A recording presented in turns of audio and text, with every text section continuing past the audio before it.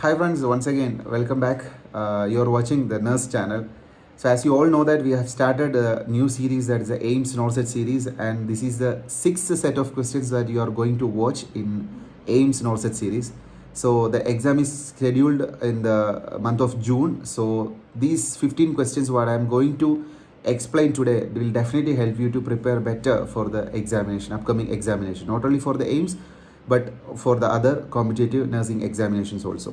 So this 35 minutes video, I request everyone who are watching, kindly watch the video till the end without skipping, because explanations and the key points what I am explaining in each question's explanation is very important. And we have included picture based questions and some previously asked repeated questions also in this session.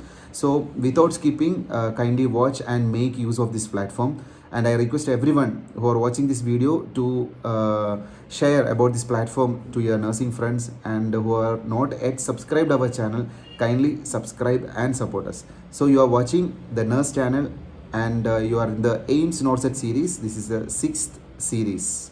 So we'll move on to the questions. So we'll have our first question in this series in the screen right now. So the first question for you: which disease is also known as developmental coordination disorder? Which disease is also known as developmental coordination disorder? So the options for you are: option number A, dyspraxia; option number B, dysphasia; option number C, dyslalia; and option number D, dyscalculia. So which is the developmental coordination disorder? So the answer for this question is option number A, dyspraxia. So we will see all these terms in detail. So the answer for our question was dyspraxia, which is also known as the developmental coordination disorder.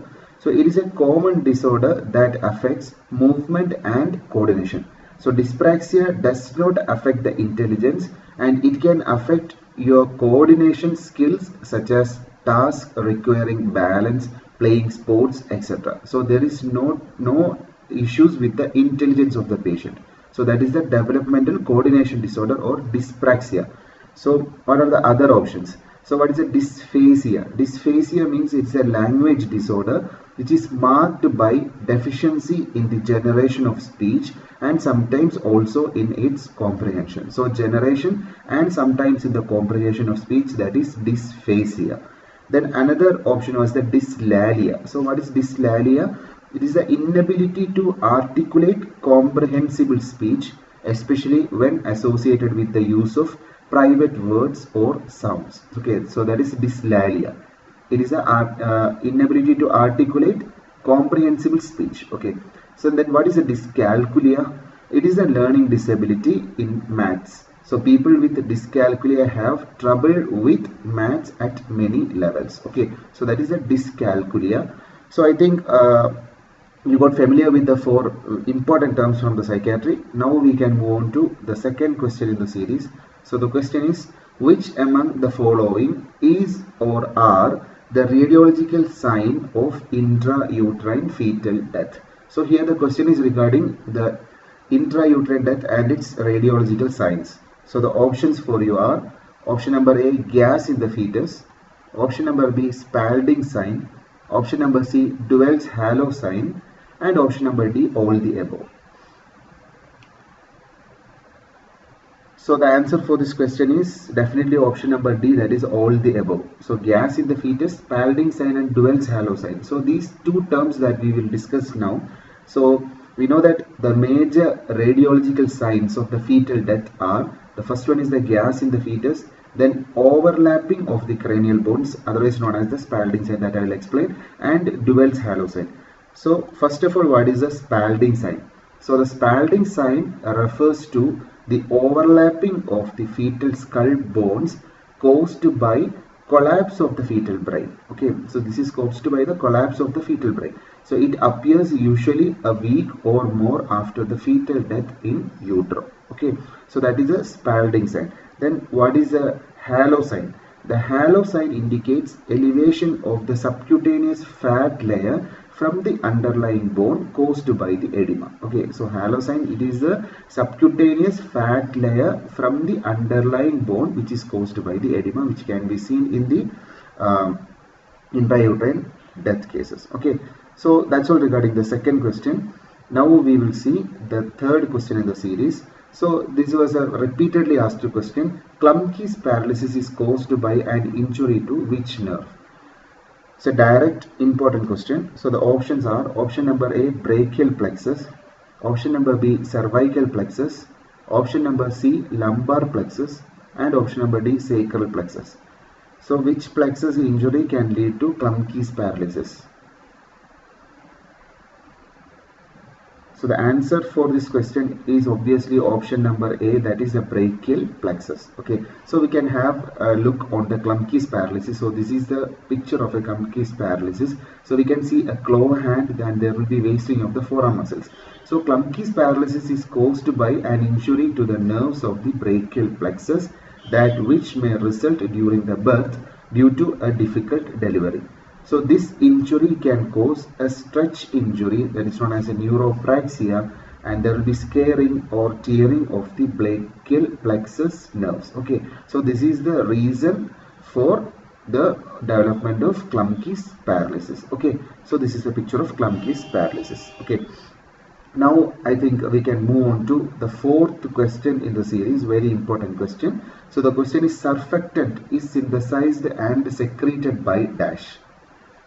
Okay, surfactant, the purpose or the function of surfactant we all know. So from where it is synthesized? That is a question for you.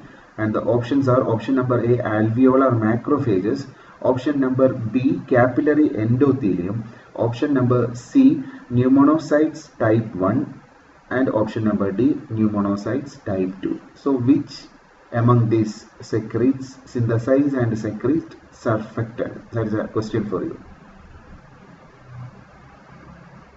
So the answer for this question is option number D, that is a pneumonocytes type 2. Okay, pneumonocytes type 2. So we will I'll explain about these four options and their functions in the respiratory system. Okay, so first of all, the question was regarding the surfactant, and it is synthesized and secreted by type 2 alveolar endothelial cells, also called as the pneumonocytes, which differentiate between 24 and 34th weeks of gestation in human. Okay, so 24 to 34th week of gestation, these pneumonocytes will be secreting, pneumonocytes type 2 will be secreting the surfactant, and the function and all you know, I am not explaining much. Then what are the functions of the type 1 cells? So type 1 pneumonocytes cover about 70% of the internal surface of each alveolus. So these cells are thin and squamous, ideal for the gas exchange. So this is the main function. So they share a basement membrane with pulmonary capillary endothelium, which forms the air-blood barrier where gas exchange occurs. So type 1 pneumonocytes are mainly for the gas exchange, and they forms the pulmonary capillary endothelial bed. Okay, that will forms the air-blood barrier where gas exchange is happening. Okay, so that is a type 1 pneumonocytes.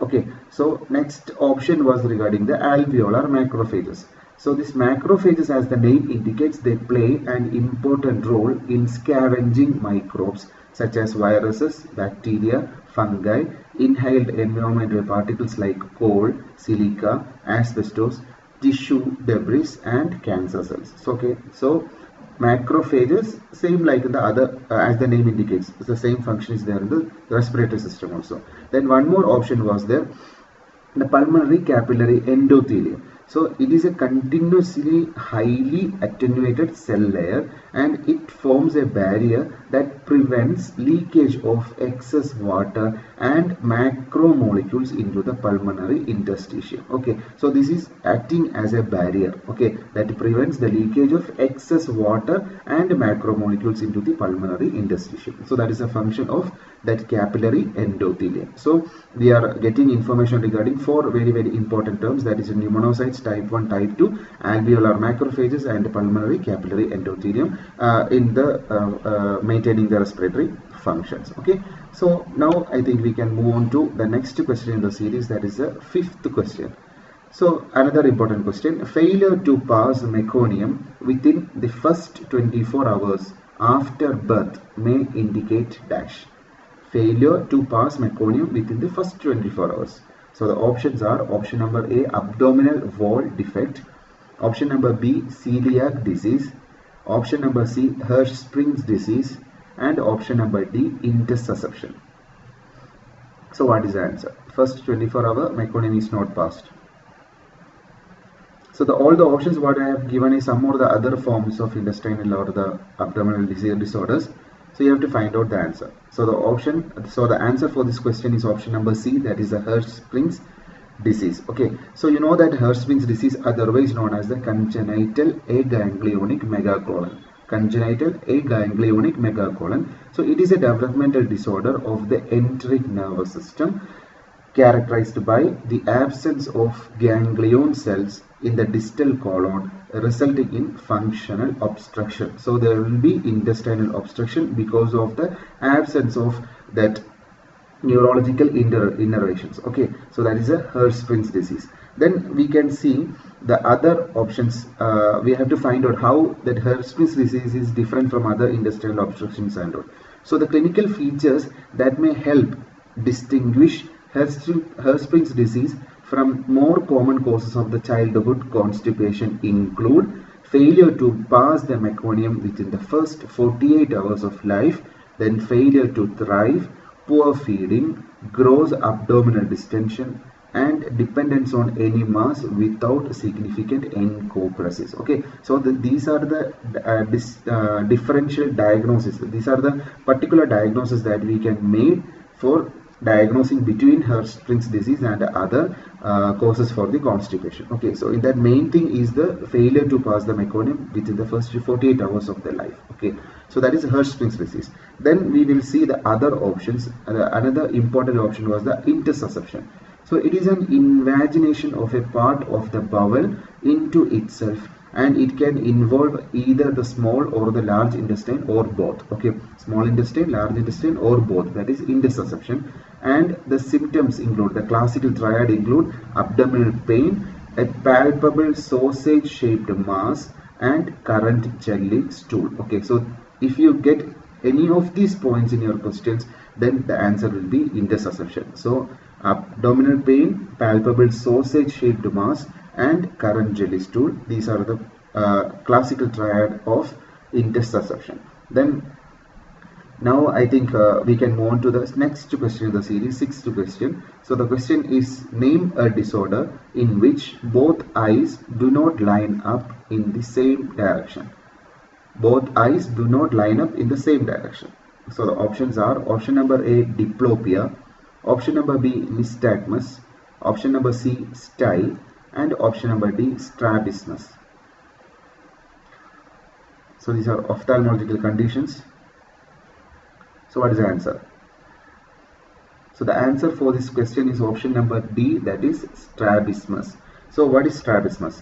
So strabismus, misalignment of the eyes, is called strabismus, or otherwise known as a squint. So misalignment. That means this misalignment means that the eyes are not lined up to look at the same thing.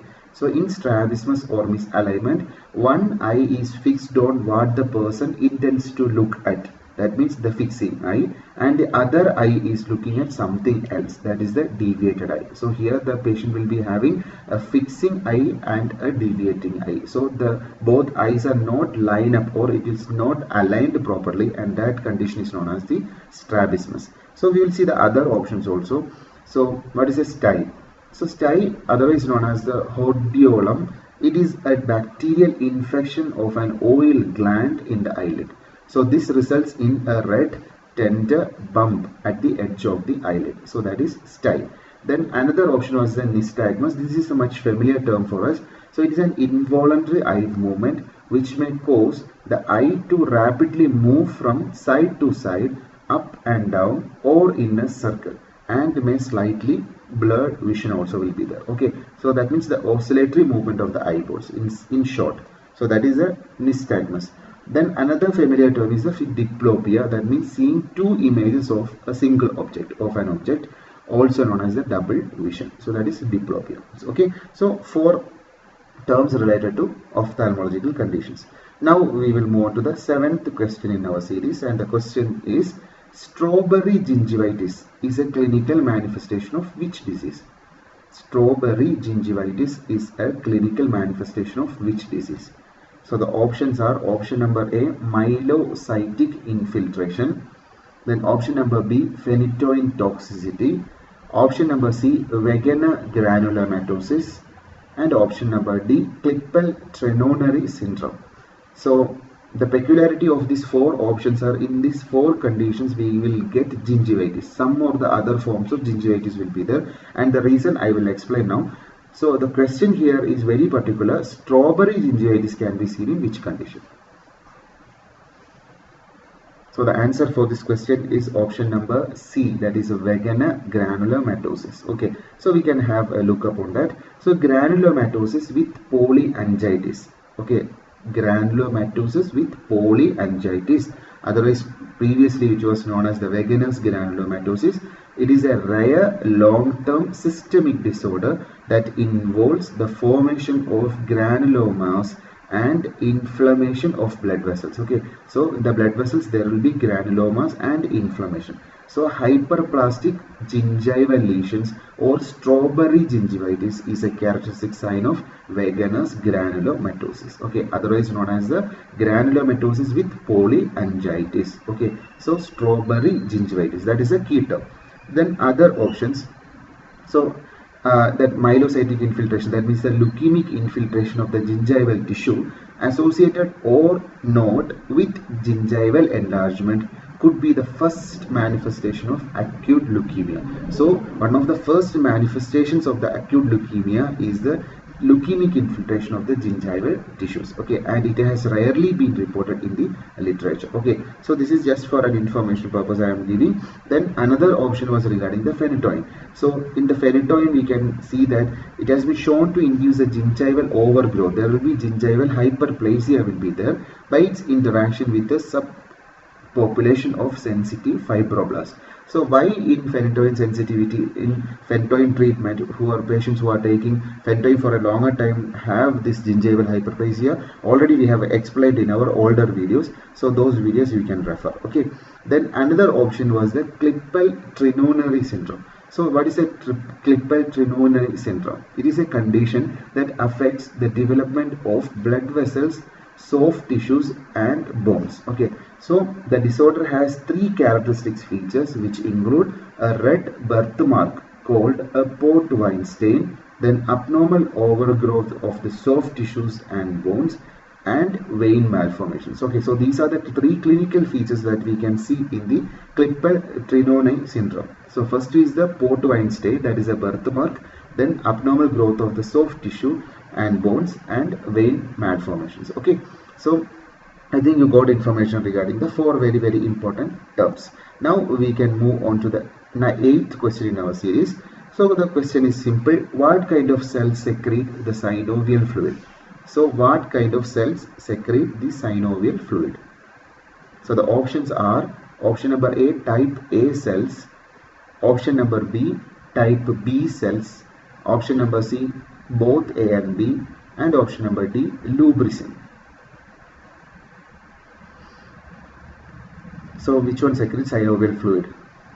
So the answer is option number B, that is a type B cells. Okay, so type B cells, these are fibroblast-like, responsible for synthesizing and secreting major extracellular matrix proteins in the synovial fluid, including hyaluronic acid and lubricin. Okay, so these are the things that contains in the synovial fluid, and it is secreted by the type B cells. So the endoplasmic reticulum of these cells is essential for synthesizing these extracellular matrix molecules in the synovial fluid. Okay, so the major part of the synovial fluid is secreted by the type B cells. Then what about the type A cells?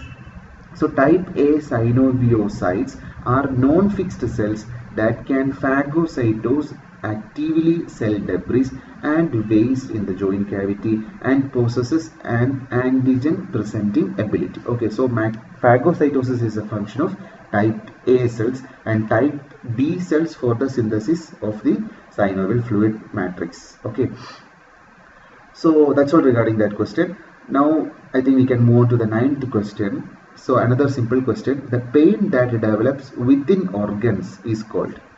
So the pain that develops within organs is called dash. So the options are option number A, somatic pain, option number B, visceral pain, option number B, radicular pain, and option number D, nociceptive pain. So what is the answer? Pain that develops within organs. So from the name itself we can find out the answer for this question. So the option number B, visceral pain, is the answer.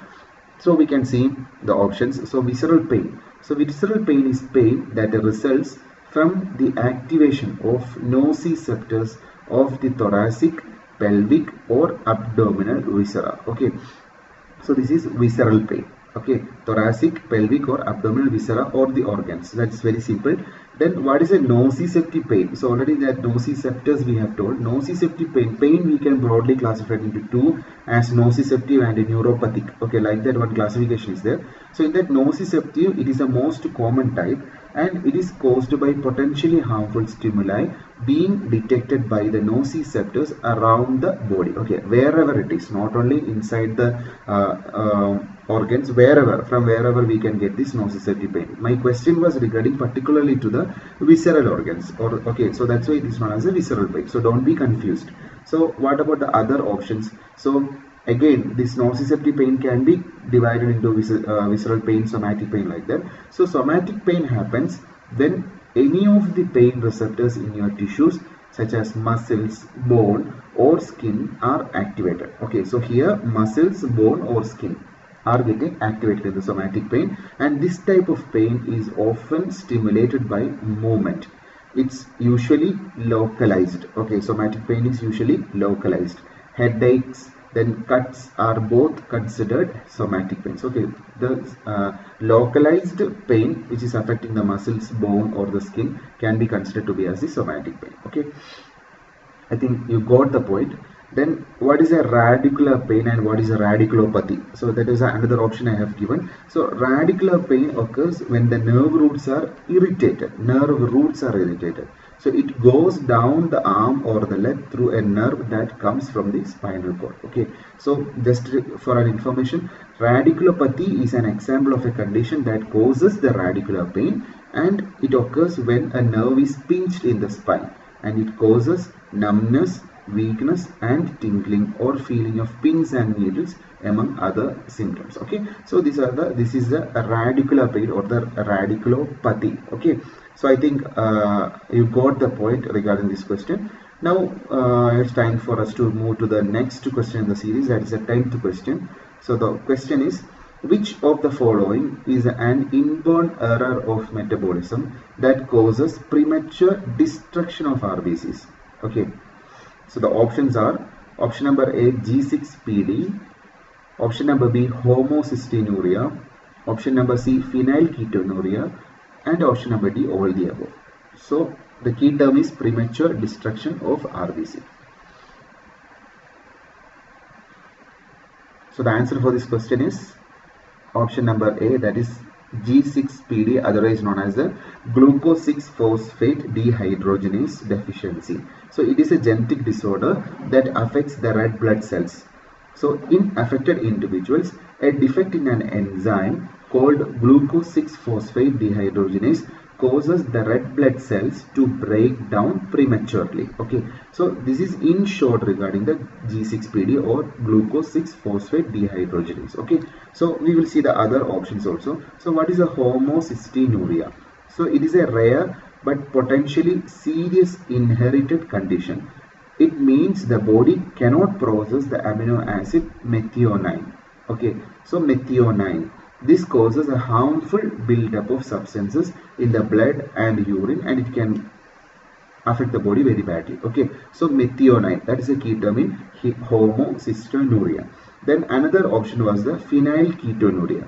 So it is caused by the mutations in the gene that helps make an enzyme called phenylalanine hydroxylase. Okay, so this is necessary for the breakdown of other amino acids, and as a result of the absence, what will happen is like the amino acids will build up in the body and can result in serious complications. So that is phenylketonuria. You can refer further later.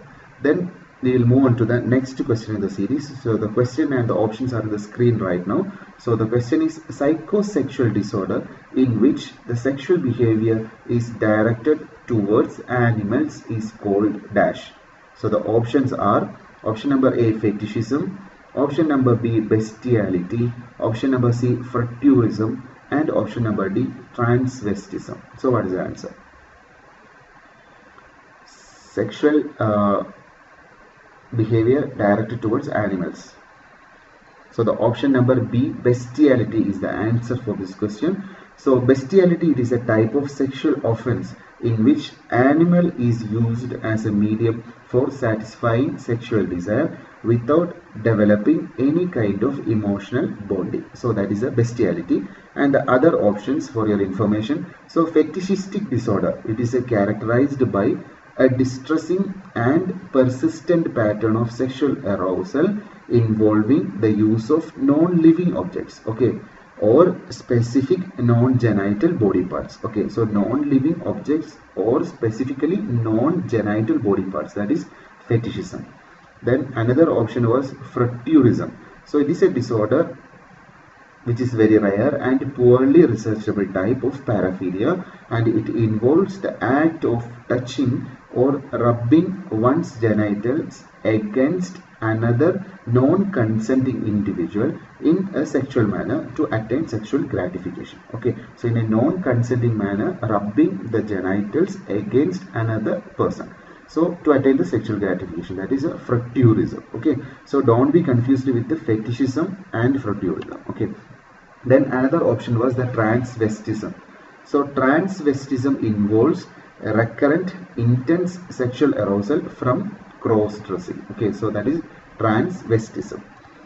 So that's all regarding the 10th question. So now we will have a picture-based question. So we can see a picture in the screen right now, and the question and the task for you is to identify this manure. So this was asked repeatedly in several examinations.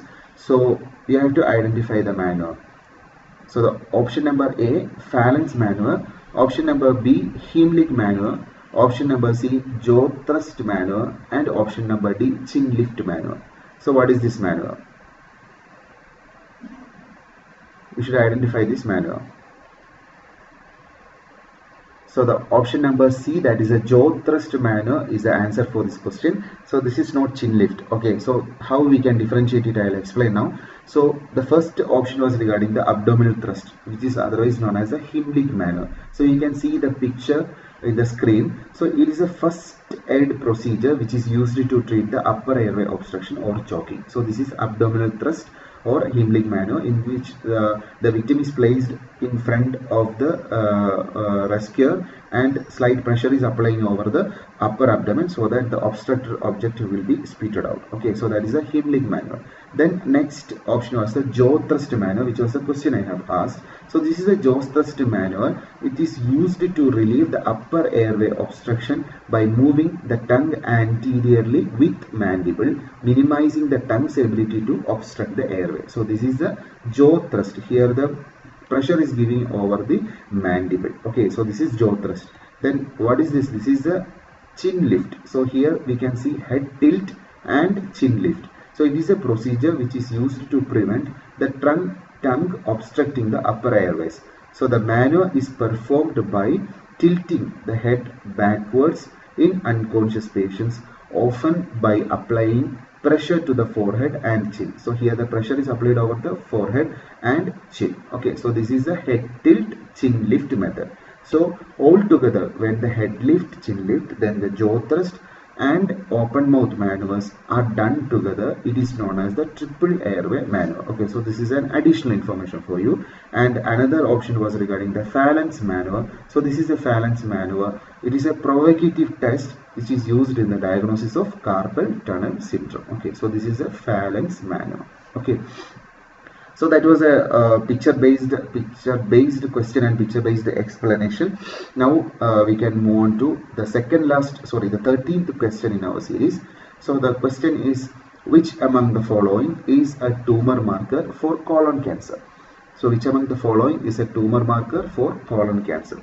So the options are option number A, AFP, option number B, total PSA, option number C, free PSA, and option number D, CEA.